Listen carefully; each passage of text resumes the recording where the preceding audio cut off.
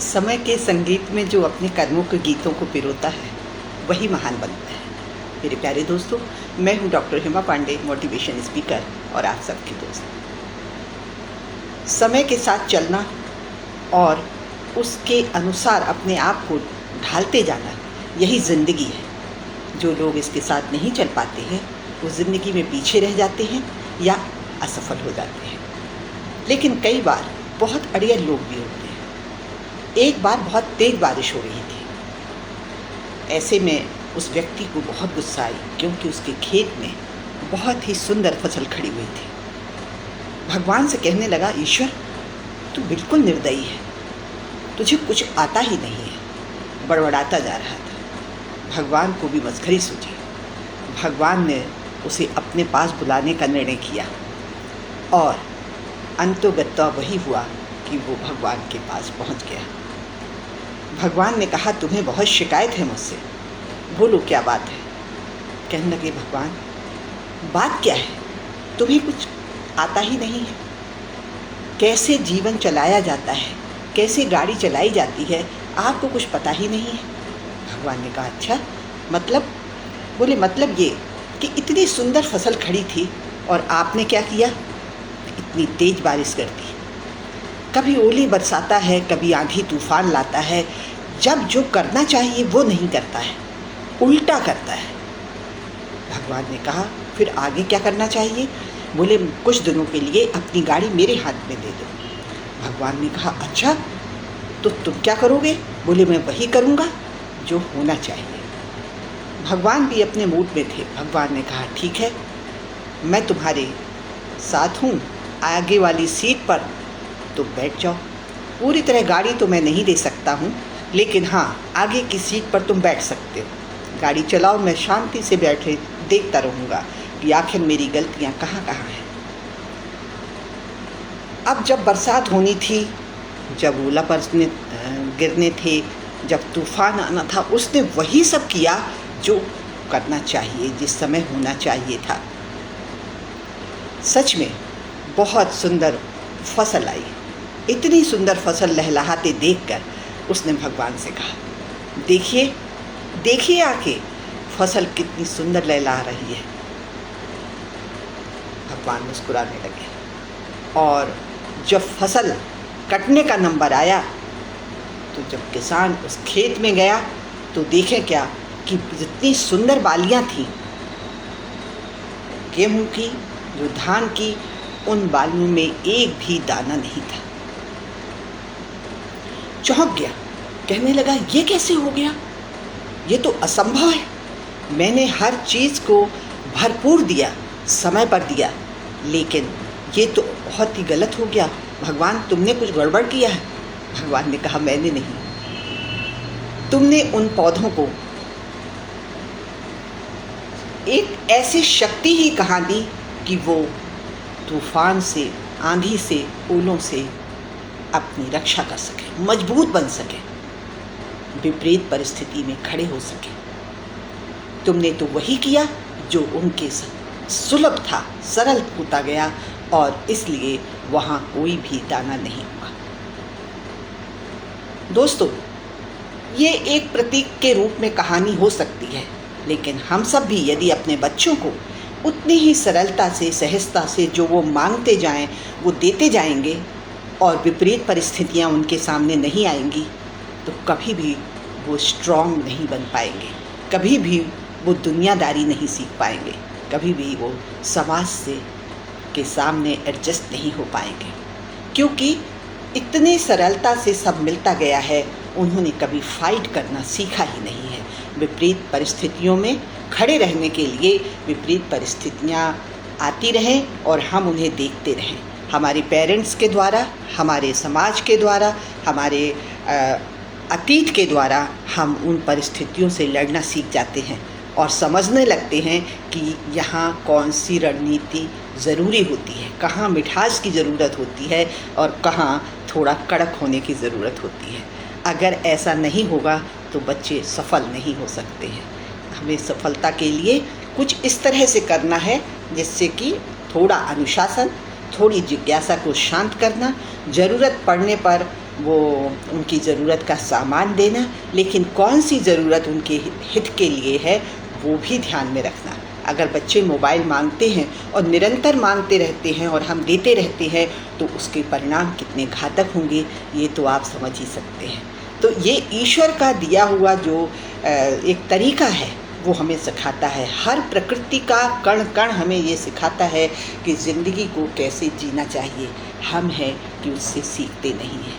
चाहे आप चींटियों को ले लीजिए, चाहे आप बाज पक्षी को ले लीजिए, किसी भी पक्षी को, किसी भी पौधों को, किसी भी चीज़ को आप देखेंगे कि प्रकृति हमें सिखाती है। दोस्तों, सवाल ये नहीं है कि हम कितने सफल हुए, सवाल ये है कि जितने सफल हो सकते थे उतने सफल हुए कि नहीं। तो वो तभी हो सकता है जब हम थोड़े अनुशासन में और थोड़े से एक जिज्ञासु बनकर काम करते रहें। अपने बच्चों में भी यही रणनीति हमें लानी होगी। लेकिन हम लोग कुछ इस तरह से भी करते हैं, जैसे एक व्यक्ति का कहना है कि जो भी करता है भगवान हमारे लिए करता है, और हम जब भी वो कुछ करेगा हमारा ईश्वर पर हमें विश्वास है वो हमारे लिए अच्छा ही करेगा। बात बिल्कुल सही है।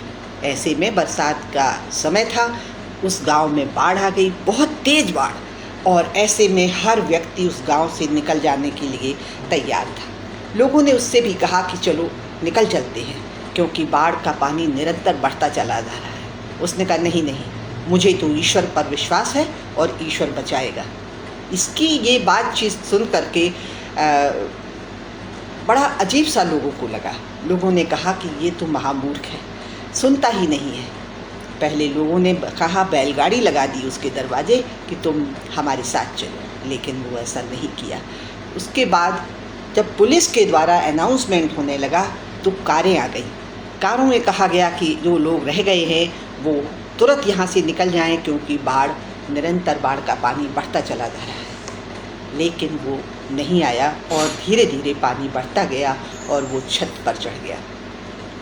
पानी गांव में इतना ज़्यादा हो गया था कि अब नाव आई और नाव में अनाउंसमेंट किया जा रहा था कि जितनी जल्दी हो सके जो लोग रह गए हैं वो आए, जिससे कि नाव से उन्हें बाहर निकाला जा सके। पानी का जो स्तर है वो बढ़ता जा रहा है। उसकी बातचीत सुन करके भी वो नहीं बोला और छत पर जा कर के खड़ा हो गया। कहने लगा, भगवान मुझे तुम पर विश्वास है, आप जो भी करेंगे मेरे लिए अच्छा ही करेंगे। दोस्तों, हेलीकॉप्टर बाद में घुमाया गया कि यदि कोई शख्स रह गया है तो वो हेलीकॉप्टर के माध्यम से हम डाल देंगे एक चैन, उस चैन के माध्यम से वो ऊपर आ सकता है। लेकिन वो तब भी नहीं आया और ज़ोर से चिल्लाकर उसने कहा कि मुझे तो भगवान बचाएगा। अंतोगत्वा वो धीरे धीरे उसका मकान भी डूब गया और वो भगवान के पास पहुंच गया। भगवान से जाकर पहुंचते ही उसने आग बबूला हो गया। गुस्से में बिल्कुल फटकारते हुए भगवान से बोला, मुझे तुझ पर कितना विश्वास था और तूने क्या किया। भगवान ने कहा, अच्छा तो मैंने विश्वास कब तोड़ा। कहने लगे, विश्वास, मैं पानी में डूब गया, मेरा मकान डूब गया और तू यहाँ बैठा बैठा सब फैसले देख रहा है। मुझे विश्वास था ना, तू बचाना चाहिए था। भगवान ने कहा, वेरी गुड। जो नाव आई थी वो किसने भेजी थी, जो कारें आई थी वो किसने भेजी थी, और आखिरी में हेलीकॉप्टर जब पहुंचाया तो भी तुमने आने से इनकार कर दिया। दोस्तों, अवसर देता है भगवान, भगवान खुद चलकर नहीं आता है। भगवान ने अवसर दिए हैं, उसे पहचानना तुम्हारा काम है। और पहचानने के लिए हमें अंदर से शांत होना पड़ेगा, धैर्य रखना पड़ेगा, हमें अपनी संकल्प शक्ति को मजबूत करना पड़ेगा, हमें योग ध्यान व्यायाम के माध्यम से अपने आप से मिलना पड़ेगा। तब हम उन तमाम अवसरों को पहचानेंगे जो ईश्वर हमारे साथ भेज रहा है, हमारे करीब भेज रहा है। अगर जो व्यक्ति बच्चे माता पिता के साथ अनर्थ करते हैं, गलत करते हैं, उनको एक झटका लगता है। अगर वो उस अवसर को नहीं पहचानते हैं तो आने वाले समय में कुछ ऐसा हो जाता है जिसकी कल्पना भी नहीं की जा सकती है और हम कहते हैं ये कैसे हो गया। दोस्तों, ईश्वर वही करता है जैसा कि आप कर्म करते हैं। नेकी कर, दरिया में डालते चलो, ईश्वर उन्हें बटोरता रहेगा और आपके साथ वही करेगा जो तुम्हारे लिए अच्छा होगा। इसलिए अपने ईश्वर पर विश्वास करो, अपने पर विश्वास करो, लेकिन ये ज़रूर देखते चलो कि मेरे लिए क्या सही है, उस अवसर को मैं पहचानूं। अब आता है कि क्या भगवान होते हैं? हाँ दोस्तों, ये प्रश्न भी बड़ा अजीब सा है। भगवान होते हैं।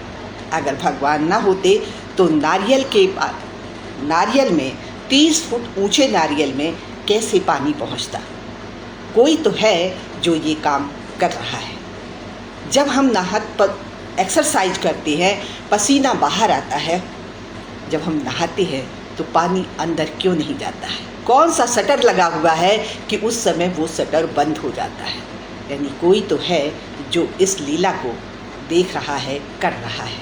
दोस्तों, हर समय ईश्वर आगाह कर रहा है कि मैं हूँ, आप कर्म अच्छे करिए, नियत अच्छी रखिए। और इसीलिए कभी कभी सेना में वर्षों काम करने के बाद भी वो व्यक्ति बहुत सकुशल वापस अपने घर आ जाता है, क्योंकि उसकी नीयत अच्छी होती है। कई व्यक्तियों की ज़िंदगी में खुशियाँ ही खुशियाँ होती हैं, क्योंकि उनके कर्म अच्छे होते हैं। जब जब आपके कर्म अच्छे होंगे, नीयत अच्छी होगी, तब तब आपके साथ अच्छा ही होता जाएगा। कोई देखे ना देखे, उसके बही खाते में कभी कुछ गलत नहीं होता है, कभी भी वो अन्याय नहीं करता है। वो वही करता है जिसके बीज हम बोते हैं। तो कर्म किए जा, फल की चिंता मत कर ए इंसान, जैसा कर्म करेगा वैसा फल देगा भगवान। जय हिंद, जय भारत, नमस्कार।